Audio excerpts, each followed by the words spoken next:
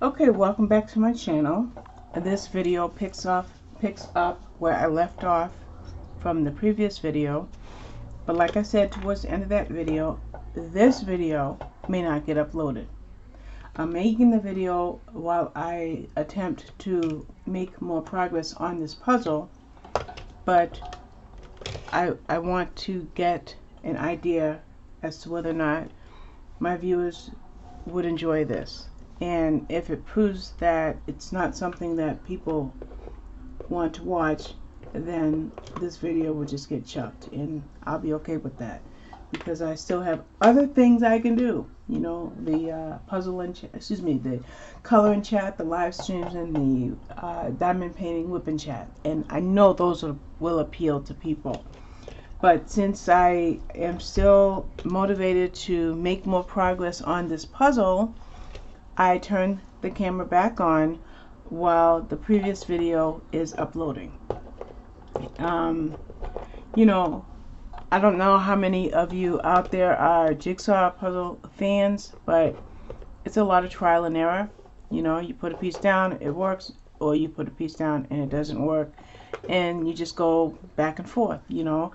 I've put 1,000-piece puzzles together in a day and a half if I just motivate myself to sit in that chair. Now, I'm going to be honest that my family is not very happy with me right now, because I am having swelling in my ankles and feet. My calves, ankles, and feet. And they want my feet up. But my problem is, when I get close to working on a puzzle, I really want to finish it. And part of the reason is first of all, I'm enjoying it. And the other part of the reason is I already know the next puzzle I want to work on. It's a very rare occurrence for me not to know what my next puzzle is going to be. I'm always thinking, you know, that one step ahead when it comes to doing puzzles. So I know I need to either be in my recliner with my feet up, or better yet, be in bed with my feet up on a pillow and raised above the level of my heart.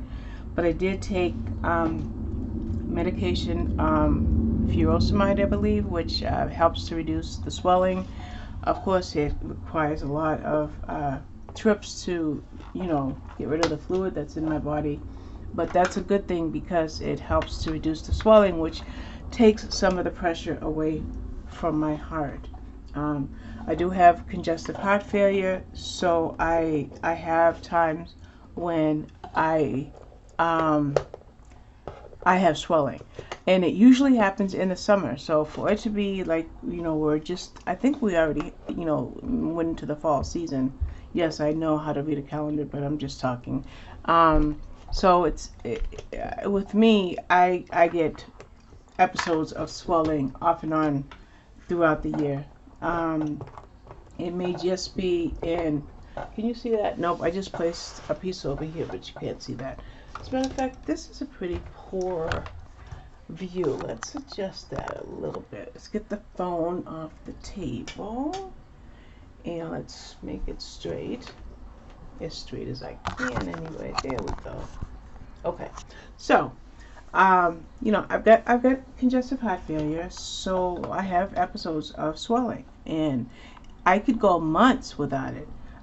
My nurse, the one that calls me on a monthly basis, suggests that I take a furosemide at least once a week, just around the calendar year, to forestall the swelling. But to be honest with you, you know, without, you know, being graphic, because I think that certain conversations should never be held in a public, you know, in public. But furosemide is hard on your body, and I don't like to take it. And so I didn't apply her counsel to take it to kind of as a preemptive measure. And it's just as well I don't take it preemptively, because I don't have swelling but maybe 2 to 3 times a year. So this just happens to be a day.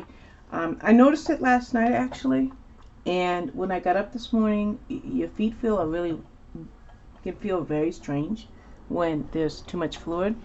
And I saw my poor daughter like maybe 3 days before she had her new baby, and her swelling was horrible. Mine did not reach this level this time. There's been times when it's gotten really, really bad. So it's nowhere near, it's nowhere near worrisome right now. So I took the furosemide and I already see the benefits, but I could help myself a little bit more if I would just get off of this puzzle table and go lay down. But see, if I go lay down to, put my feet up, guess what's going to happen? I'm going to go to sleep. At least this way, if I'm not doing like this puzzle and chat right now, if I were, let's see, I just hit the camera for maybe the third time, so let's move it a little bit. And yeah, maybe I won't keep hitting it. If I go relax with my feet up, I can pretty much guarantee you I'm going to go to sleep. And I'm kind of like a kid who says no nap. I don't want to go to sleep. I love being productive. I love it. I love being busy. I'm not like energetic to like having the cleanest house on the block, and cooking long extensive meals and desserts and things of that nature. But mentally, I need to be busy. And so if I go relax to the point of putting my feet up, I will fall asleep and hours will go by and I will have gotten nothing accomplished. So that's the reason that I don't want to follow the advice. But I see the benefit of the furosemide. I doubt very much that I'll even have to take it tomorrow. So I think I caught it just in time. So I'm not trying to be negative because I feel the furthest thing from negative right now. So don't get me wrong. Don't think that I'm in a dark place, because I'm certainly not. But I just wanted to mention that.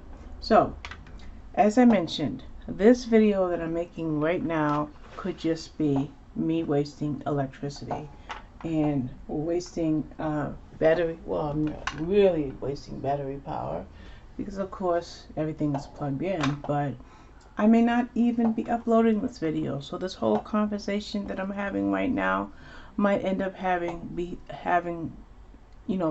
being a conversation that I'm just having with myself. But if I get a reasonable amount of good response from the video that's uploading now on YouTube, then this one will upload and future ones will be uploaded. So I said in my last video that I would talk about what I read this week. So why don't I do this?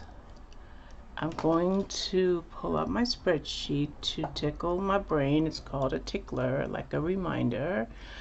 I don't have any notes in front of me, so I'll just touch on the books that I read. And as I get the reviews up, they go on my blog, they go on NetGalley, they go on Goodreads, and they get cross-posted to Pinterest, Twitter, Facebook, and Instagram. And that's a routine that I use on a regular basis. It's definitely easy for me to cross-post because once the review is written and then posted, it's just copy paste, copy paste, copy paste. So that's how I cross-post. The reason that cross-posting is important is because you're promoting the book that you just read. So I cross-post every day. Now I have to be honest that I got really wrapped up in some things and I did not cross-post on, I think it was, I'm not in screen, I'm sorry, I just put two pieces up here and I don't think you saw me. I did not cross-post, I think it was on Wednesday, so Thursday I had to cross-post 3 books, and what I should have done is cross-post Wednesday and cross-post Thursday and then Thursday evening, but sometimes that will happen. But as long as the reviews are going on my blog, that is the most important thing. And I can tell you a little bit about my blog. Why not? You're not really a captive audience because you're more than free to walk away. But what I do is I read. Okay, I finally found a place for this. I just separated it. Yeah. sometimes I'll see something that I put to the side. Okay, so anyway, what I do is I read a book, and if it's a regular review title, I post the review close to, around, or even after release date. If it's a scheduled blog tour, like I said in my previous video, that has a schedule, then it gets posted on my blog tour pre-scheduled date. Now, what I do is that morning that a review goes up, I think I'm going to get, can you see where I'm pointing? I'm going to just go through really quickly and find the pieces that go here. So I will go and I will cross post first Pinterest, and then I cross post to Twitter, and then okay, so that's not going anywhere. Cross post to Twitter, and then I say, I'm copy and pasting still, and I take it over to my WordPad, and I then get hashtags, and then I cross post it to Instagram, and then after I do that, I copy paste again, minus the hashtags, and I post to Facebook. And if I do this every day, the first thing in the morning, we're talking a process of 15 minutes at best, maybe 7 to 8, no time.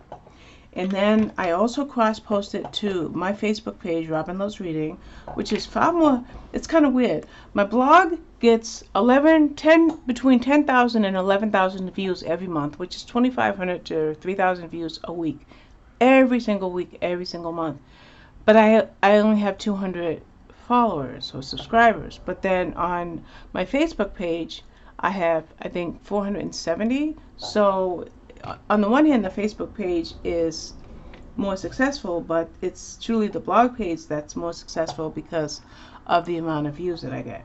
So I then go and cross post to relevant Facebook groups that book review might appeal to. And that's it. Boom, boom, boom. Real quick. No big time consuming facet. Just click, click, click, and everything is shared. And then this helps to promote the book and that author. I'm going to use my lamp because I'm not getting any pieces for the last couple minutes. So hopefully, yeah, it's giving you a glare, but it will help me to reach into the tray a little bit more effectively, and maybe find a few more pieces because I haven't found anything in a minute.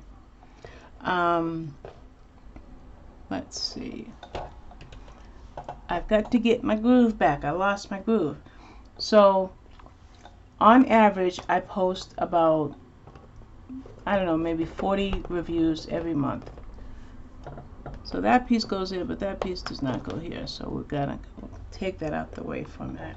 So I post about 30 or 40 reviews every month, and I share them across social media, and this helps the authors and the publishers get their books out there into the hands of other readers. And this helps readers who like to follow certain authors and have been looking forward to certain books. And it's a hobby. I don't want to get paid for book reviewing because it would be work. And when something becomes work for me, I think I just hit my mic. Just for me, because everybody's different, so there's no judgment. But when something becomes work for me, it's no longer fun. And even the blog tours, though they're scheduled, they're not work. I'm enjoying it. So I just say that to say that I'm enjoying it. It's a great hobby, and it's something that is very helpful to authors and to publishers and to other readers. I want, like, we're going to look at the fact that I'm a series fanatic. I'll bring that up. I read a lot of series. and I do this every single month aside from my book reviewing. And this is why my backlog at NetGalley is over 500 books, because about 20 books a month are books that I choose to read for my own edification, not related to a download from a galley or not related to a publisher request, but because I want to read that book. And that's, I think, for me anyway, that's kind of what keeps me happy about reading, is I give 20% or so of my own time into the books that bring me joy, and it makes me quite happy. I'm not gonna lie. It makes me very happy to read series. Want to see my series? Let me show you something. You're not going to be able to see it, but you can kind of like get an overview of it. I use a lot of spreadsheets, so I create them every single month. So this is right here. Now I don't know how. Okay, I can do this. Let's work with this. This here, I just lost it. Sheet 1 is a spreadsheet that I created for all of the series that I am tracking. Obviously, you cannot read a single title, and I don't expect you to try, and even if you expand your screen. But this is an extension of my hobby. It's me choosing series for books that I want to read every month, and I do this every single month with great pleasure. And it's made me read some very long series, like the J.D. Robb In Depth series, 52 books. I've read. Is it 52? Yeah, I've read all of those. I've read all but the latest 2 Leslie Meyer books for Lucy Stone. One that's coming up in October and one that comes up in December. So I'll be reading those this month. I'm reading the Joanna Fluke series. I've read all of Iris Johansson series, Kathleen Coulter, James Patterson, and this is why I have a great love of reading, because I give myself time to enjoy books that I like to read.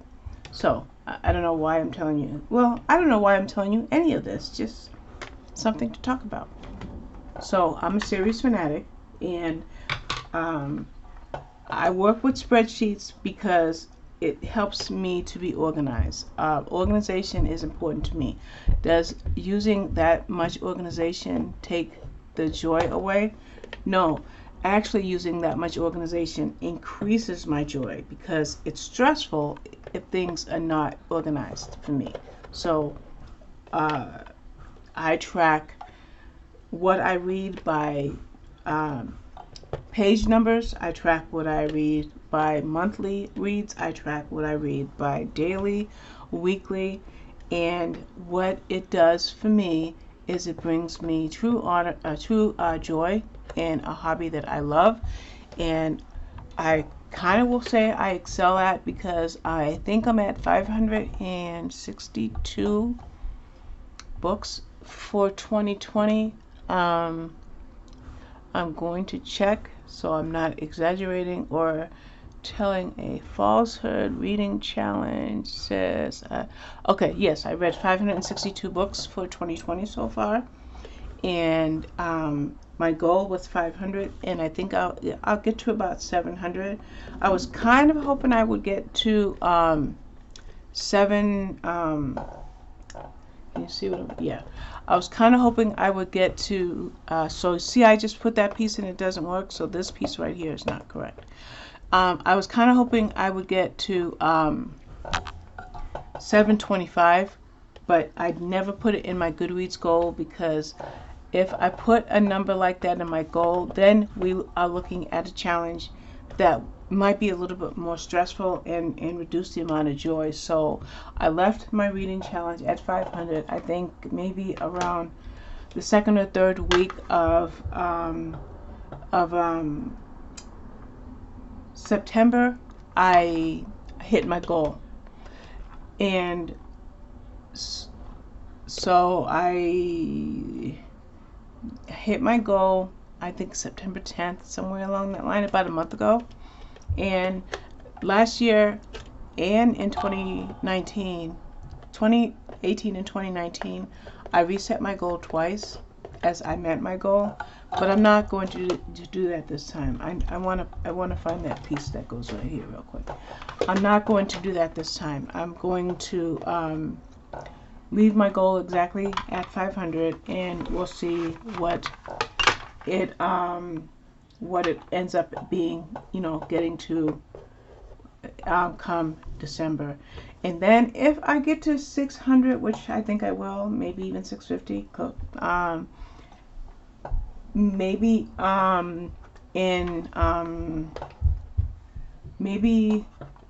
in 2021 I might say 650, set 650 as a goal, so that's kind of what I'm thinking, but we'll just play it by ear, because I will have a month like April where there was only 30 days and I read 75 books, but then I have last month where I read 53 books, and this month is probably gonna only be 45 to 50 books because I'm busier right now with these other hobbies that I've just embarked on. So I don't want to set a goal that is going to create stress. I want a goal that I find joy. I want it to be joyful. It's a hobby, so a hobby should bring you joy, and that's what I do. So, what have I done for this month? Let's bring this other spreadsheet back. I'll try to keep it off camera so it's not a distraction for my puzzle, but I just will use it as a reference jump off point. Okay, the first book I read was If Every Day Was Christmas by Donna Ashcroft. There's a young lady who has a 365-day Christmas store that will always remind her of the holidays. She sells baubles year-round, and she's pretty happy in what she does. But as things turn out, we find out that she's hiding some inner pain. And this story introduces her to a character who can see through what she's trying to cover over, and they end up getting on well together. And it turns out that not only is she dealing with baggage, but he's also dealing with baggage. And it was a very, very cute story. I think it's my third or fourth book that I read by Donna Ashcroft, and so I gave that one 4 stars. And I think that review is on my blog. Yeah, I've already got that review on my blog. Then I read a psychological thriller called My Husband's Daughter by Emma Robinson. Now, I'm doing this, by the way, I'm going to pause for a minute.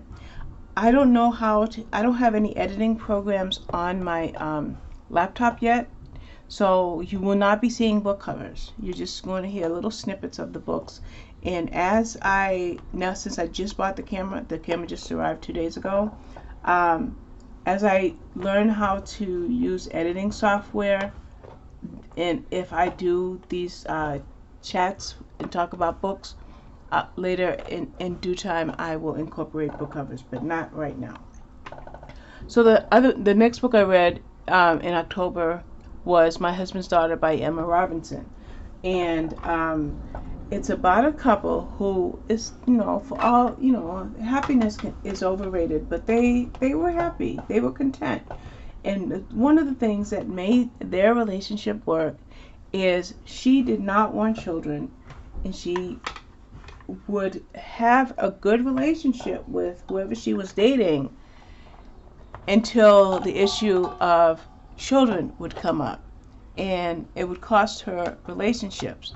Well, she meets the man that she eventually married, and as it turns out, he felt the same way she did about not having children. So they were compatible in that regard, and they led a really busy, active life. They each had a very responsible job, a very time-consuming jobs, and they were happy. Well, one day, somebody knocks on the door, and it's a lady, and The guy recognized her right away. I can't remember her name, and I'm not even going to try to shoot out these characters' names. What are you doing here? And she says, I want to introduce you to your daughter.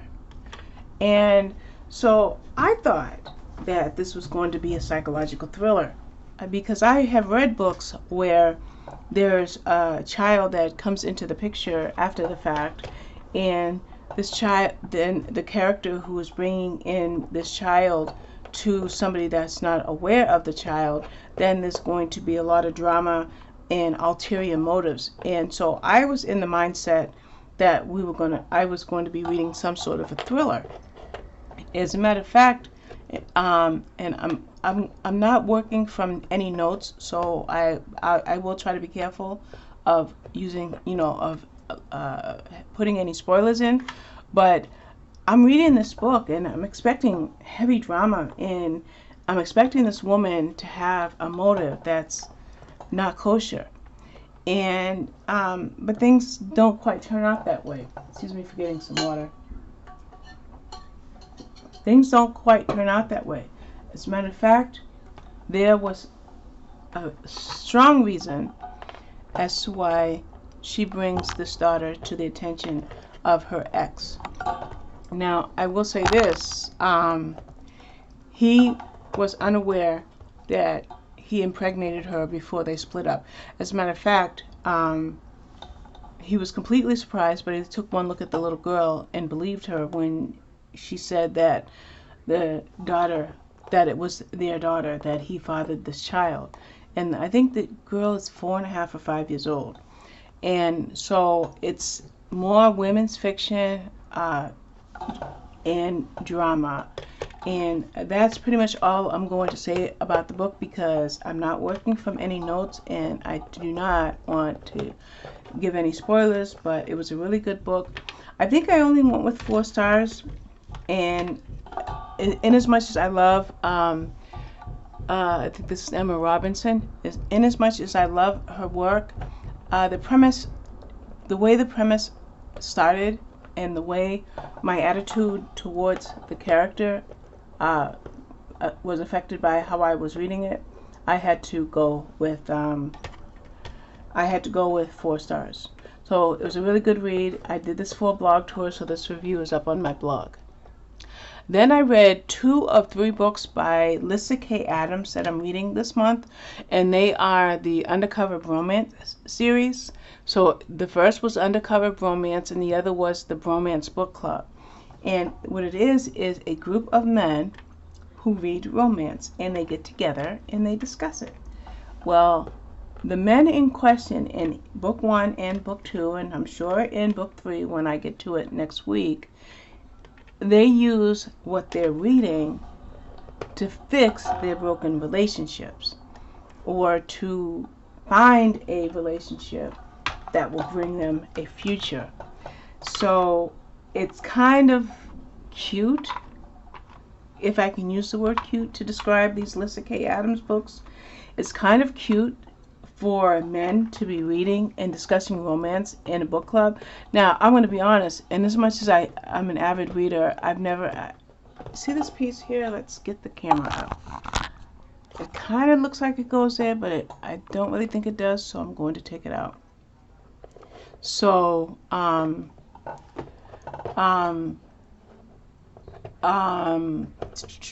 lost my thought.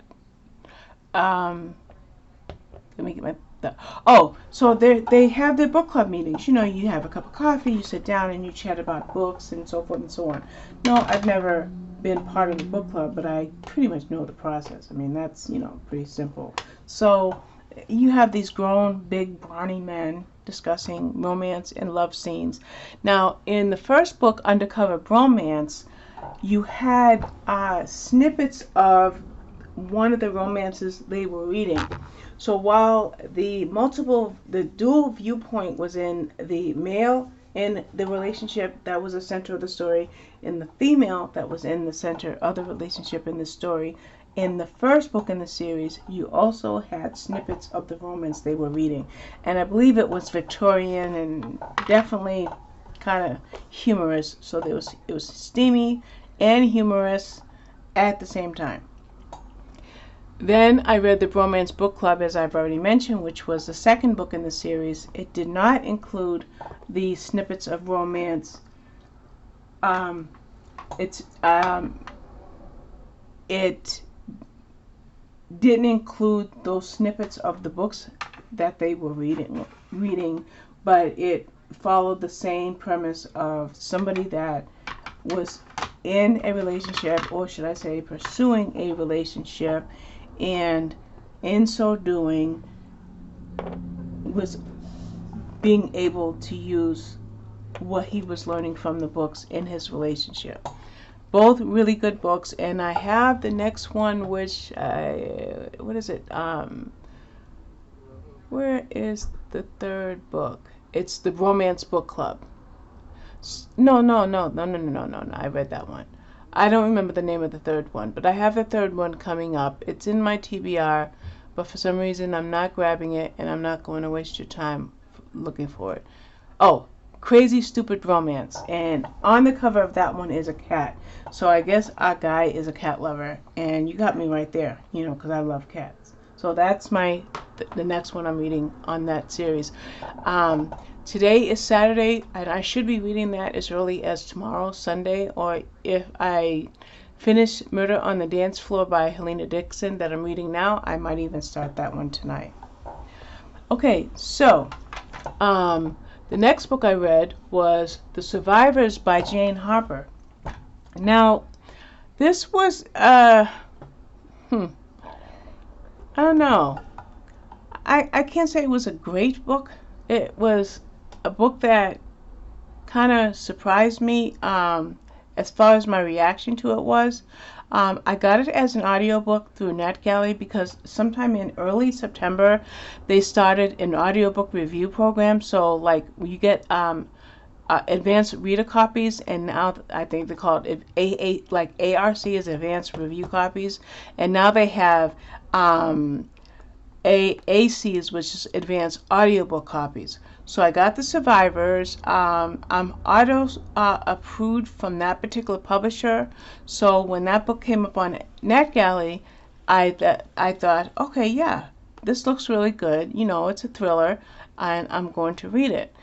Unfortunately, I could only end up giving this book 2 stars. Now, the premise of this story is you have somebody that is racked with guilt, and when he goes with his family to like a little weekend vacation to a place that used to be his home, there's a murder, and right away the murder is pinned on him. And I got to 30% in the book, and I still couldn't figure out why he was being accused of the murder. So I went back to 0%, 1%, and listened to the book from the beginning. And I didn't get on with the book at all. I have not yet written the book review because I don't quite know what I'm going to say yet. But that was my 2-star book for the month. It just didn't work for me. And that was The Survivors. Then I'm in the process of reading the Janet Evanovich series, the Stephanie Plum series.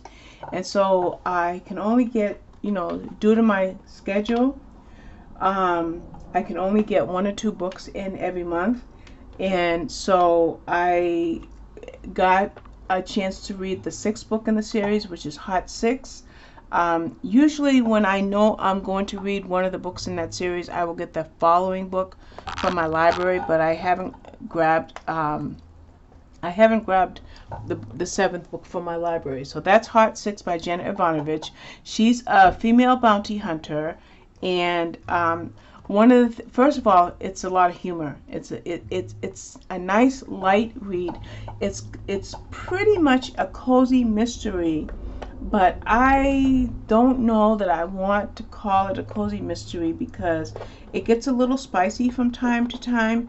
And I consider cozy, at least in my experience of being a cozy mystery lover, is I see that cozy mysteries are more innocent. Like, yes, there's murders, but there's no graphic nature, and so these books kind of, to me, are a little bit, cross between mystery and cozy mystery. So I read the sixth one, Hot Six, and now Stephanie, like in the first few books in the series, she was really attracted to a detective named Joe, and they had an on and off relationship. But in the fifth book in the series, she started to feel drawn to a guy named Ranger who would give her jobs from time to time when her bounty hunting jobs would fall through. And Stephanie is starting to realize that she kind of likes Ranger. And so book 6 takes things in a different direction, but I won't say what happens between Joe or Ranger when it comes to Stephanie. And I don't know what's going to happen in book 7 because, like I said, I haven't even downloaded it from my library yet. The next book I read was Under a Sky on Fire by Suzanne Kelman. I really liked this book. It's historical fiction, and I have to admit that in the last 4 or 5 months, I've been pulling away from historical fiction, especially related to World War II, because they're always heartbreaking and emotional, and I cry so much with some of the drama that happens in these World War II books that I try not to read them too much because, they're triggering, They're not graphic or anything. They're just heavy. So I do like Susan Kelman. So even though I didn't really want to read too many more of these right now, when her book came up for a blog tour, I absolutely had to read it because there are some authors that I follow that, have you noticed that I'm hardly getting any pieces in? Anyway, there's some authors that I follow that I have to read their books even though I know the books are going to be hard on me. So that's how Under Sky on Fire was, but yet it was a very good read. I gave it 4 stars. And basically the premise was a girl got pregnant at 14 years old. As a Catholic, abortion, not only was abortion not permitted, but the day and age, it just wasn't done. So her family shuttled her off, and she had the baby and then gave the baby up for adoption. Well, when this happened, not only did the family send her away, when excuse me for one moment, sometimes I will lessen the amount of pans I have so that I'm moving less around, so that's what I'm doing right now. She was shuttled off to live with her aunt and uncle because pretty much her family was ashamed of her for getting pregnant at the age of 14. Well, now she's in her 20s and she's been working for the war effort as a secretary, and she gets called in front of her boss, and she's thinking that she did something wrong and she's going to get fired, and she really couldn't afford to get fired because she had some long-range plans and she really needed this job. But getting fired was the last thing on her boss's mind, and she was presented with a really good opportunity, and so it meant leaving her hometown with her aunt and uncle and getting back to where she originated from while working on the war effort. This really was, in her opinion, wonderful because all along she kept thinking that she wanted to find her daughter, the daughter that she gave up. And now that she got this assignment for, I think, I can't tell you the name of the leader, the world leader, Winston Churchill. How could I forget? Now that she got this assignment, it brings her even closer to having the chance to find her daughter that she gave up several years, I think 6 years before. So it's a very, very touching love story. There's a lot of things that happen in it. I really enjoyed it. No, I have not yet written the book review. The book comes out on the 13th, so that review will be written in the next day or two. But it was a very, very good emotional read, but it wasn't too hard on me. It didn't make me cry as much as some of the other ones that I read from time to time. And then the next book I read after Under the Sky on Fire was Christmas at Fireside Cabins by Jenny Hale.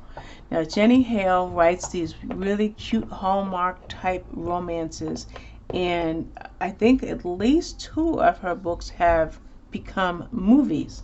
And so there's no doubt that when a Jenny Hale book comes up for review,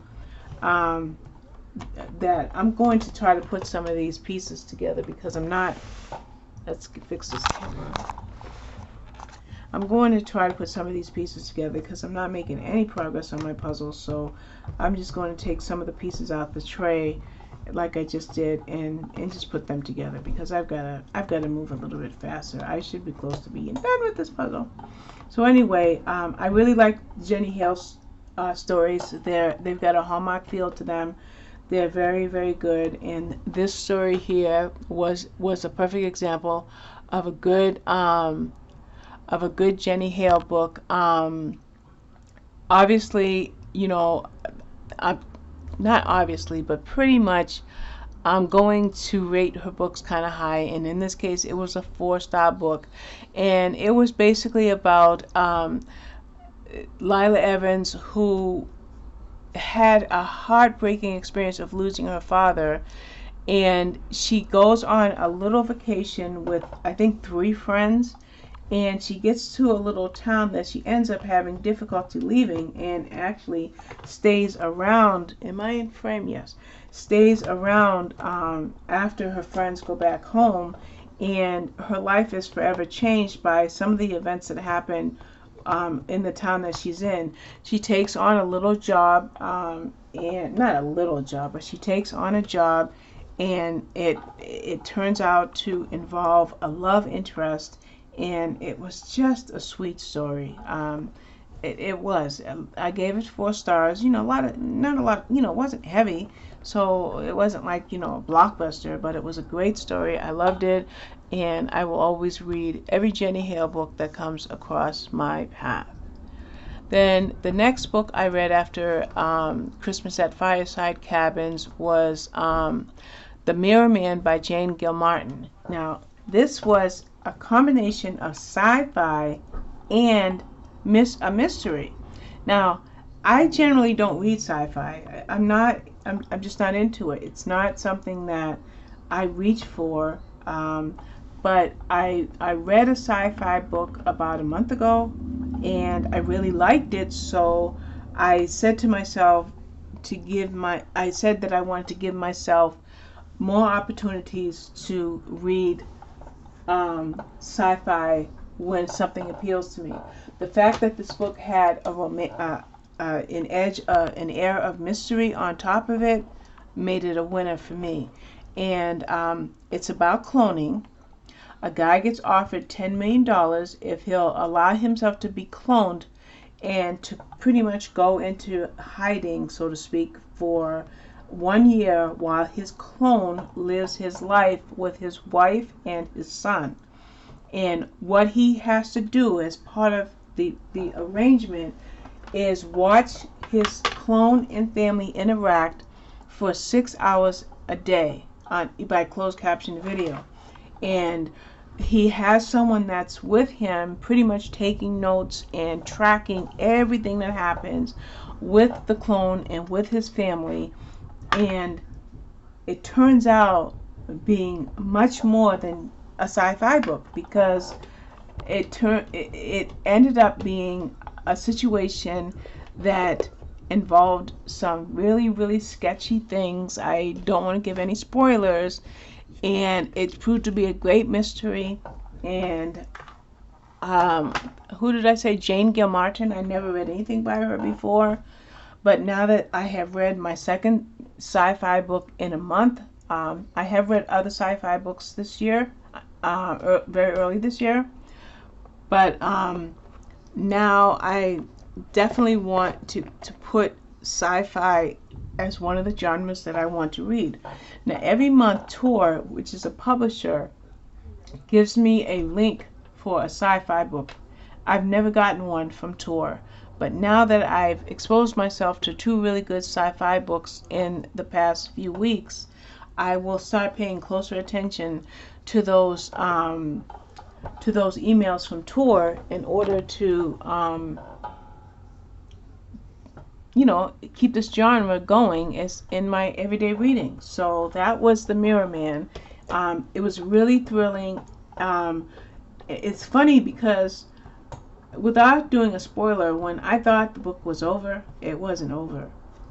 And that's all I want to say. It was really, really good.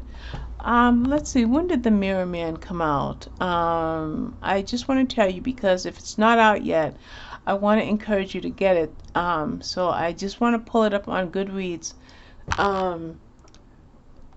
I want to pull it up on Goodreads so I can let you know when it's coming out. It says published 2020, so that means it's already out. And it was released on, it will be released on October 20th. So that's The Mirror Man by Jane Gilmartin. If you like a little bit of sci-fi and a little bit of mystery together, highly recommend you get that. Then I read Rescue You by Alicia Whistler. I'm a little bit perplexed on how to rate this book and write this review. On the one hand, it's about individuals who are trying to stop people that are running puppy farms. Very, very, very sad on that end. Very sad. And so they'll do anything they can to get these dogs out of danger. And that's, I'm sorry, hopefully they'll stop that alarm. Please, somebody come out.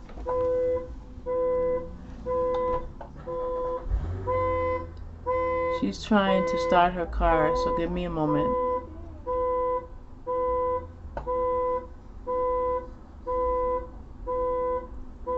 Okay, there we go. Okay, so the premise is getting dogs away from puppy farms. And puppy farms and any puppy mills. I said farms. Puppy mills. I had a hard time with that because I kind of felt a little bit like, sorry I dropped a piece. I kind of felt a little bit like the people that were trying to protect these puppies. I was very, very, very drawn to the story and to these puppies and totally supported all the criminal things that they did in order to steal these puppies away from the people that were trying to mill them, to breed, overbreeding to make money. That part of it was very sad. But there was a bunch of side stories in there that involved romances. And that's, if you looked at me right now, you'd see my forehead is wrinkled because I can't quite place how that fit. I don't know. I have to think about that some more. I think I have that for a blog tour in a week, so I've got a few more days to think about how I'm going to pen my review for this book, because I think that the whole idea of stopping these puppy mills and the mysteries that happened with the person that was responsible for what was going on and trying to stop that person, that was a great premise. That could have worked. That could have carried, in my opinion, it could have carried the whole book.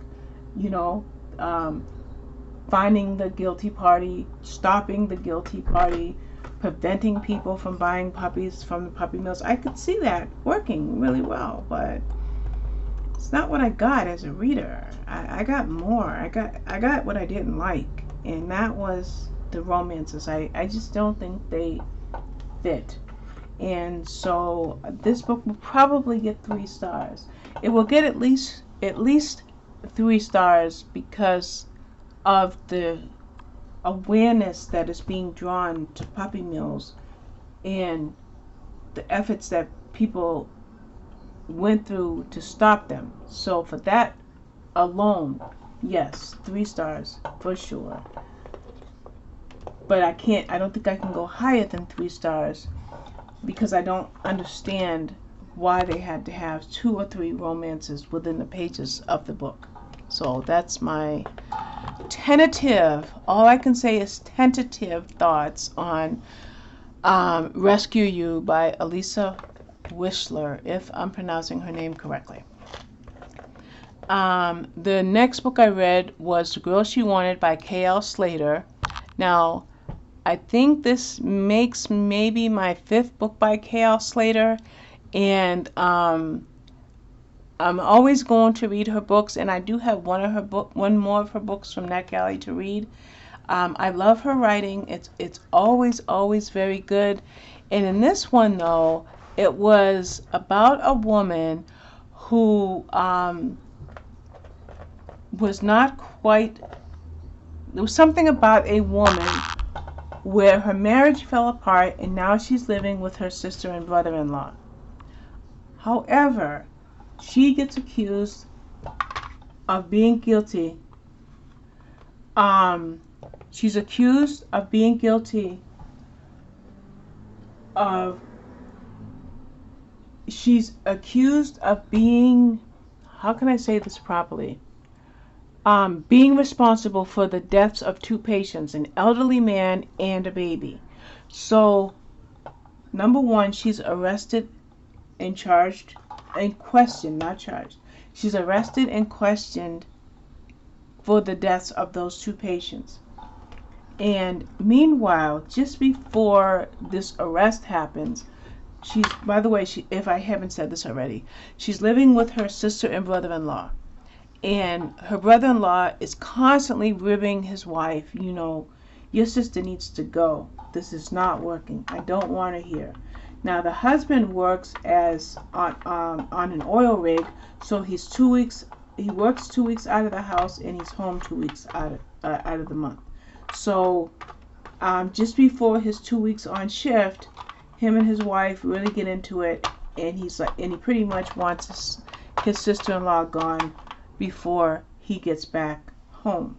So now he's gone off to the oil rig on his 2 week, time frame, and the police knock on the door and bring this woman to the station, not quite charging her for the deaths, but questioning her for them.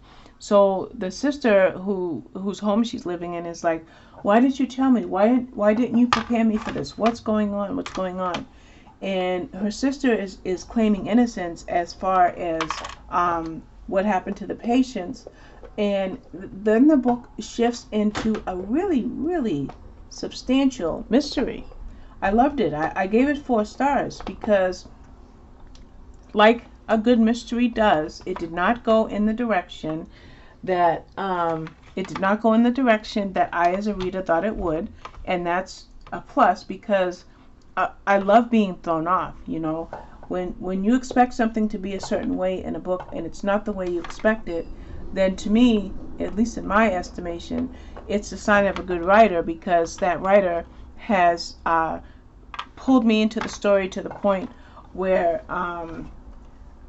I've become closer to the characters because I'm looking for the motives behind what the characters do. So this was a really good psychological thriller. K.L. Slater, her name is Kim Slater, is a very, very good writer, and as I mentioned, I've read several of her books already, and I have yet another of her books to read on NetGalley. So that was The Girl She Wanted, and it was excellent, excellent read. Then I read Saving Grace by D.M. Barr. Now, this is an author, actually maybe 5 or 6 of these authors I've never read before, and this is another author that I never read before. And this was another psychological thriller, so I read 2 psychological thrillers in a row, and it's about, this was different. Do I want to say it was great, or do I want to say it was good, or do I want to say it was okay? I have to think about that for a minute.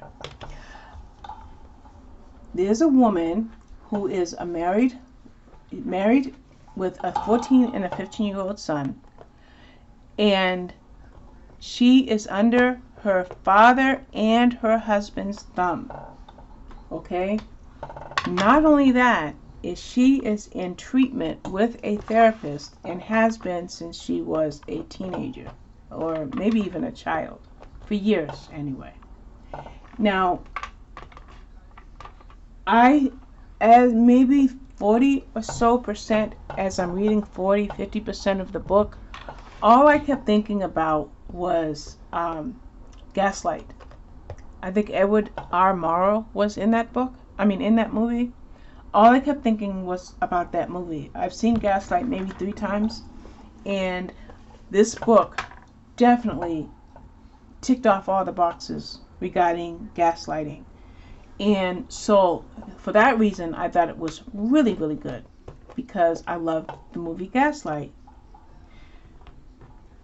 My hesitation is the way she plans on removing herself from her father's control, her husband's lack of love, and her psychiatrist's care. The execution wasn't, I don't know. This is yet another book review I have not written. Sometimes I have to really think about my feelings about the book, whether it's concerning the execution of the story, whether it's concerning my connection to the characters, and thirdly, whether I feel that it has a high enough of a plausibility, if the plausibility of it is high enough. So those are 3 things that I think heavily about before I can pen a book review. I'm not bragging, because this is horrible. I've been known to have to write dozens of book reviews, because I won't write until I'm ready to write. But I never forget anything, so when I'm ready to write, I write. So I have to think about how this was executed, and I just felt myself stretch my throat when I said that, because I'm not, the execution, let's see, I want to look at the summary, because I don't want to put, okay, I just wanted to glance at the blurb, because I do want to say something. She decides to write a book to save her own life. That's why the book is called Saving Grace. If she writes this book, and if she can get this book published, she will save her life. That's all you get. That's all you get. Okay? Can't give you any more than that. I could, but I haven't written the review yet, and I don't want to give you any spoilers. But it was a new author to me, and I think it was pretty good, but it's probably only going to get 3 stars. And then I read a Regency book, and it is the 3rd book in a series, which is really unusual for me, because I'm always one of those series fanatics who think that you got to read books in order to be fair to the author in the series as a whole. But I found that certain books can do quite well as standalones, and this one is one of them. And it was basically about a man named Leon Tweethery. Okay, I'm sorry. And he inherits a property, and he does his best to put the place back on the map by fixing up the cabins, the property, and he has people that he's hired to help him while he works on restoring something to its former beauty. Meanwhile, there's piracy going on, because remember, it's Regency. And it centers around the fact that there have been a lot of shipwrecks, and these shipwrecks always involve piracy. So that's a heavy part of the story. Then there's another facet. There's 2 other facets of the story. Another facet of the story is there's a romance that's brewing, but that's a minor facet. And then the last facet is, I'll combine the last 2 points, is the principal character's relationship with her grandfather and her failed relationship with her mother. So the book hits all of those buttons, and I think it was done very well. I just finished it this morning, and I'm going to give this one 4 stars, and yet it's another book review I have not yet written. And that's all I have read this week thus far. I'm currently reading Murder on the Dance Floor by I want to say Helena Dixon. Yes, Murder on the Dance Floor by Helena Dixon. But I'm only 20% into it, or 25% into it, so I really can't say much about the book, but that's what I'm reading now. Another hour has passed, so I will end this video, and then I will start a new video as I continue working on the puzzle. And as I mentioned at the end of the previous video, that these videos, these successive videos, won't go up unless this is something that looks like it's working. Bye-bye. Thank you for watching.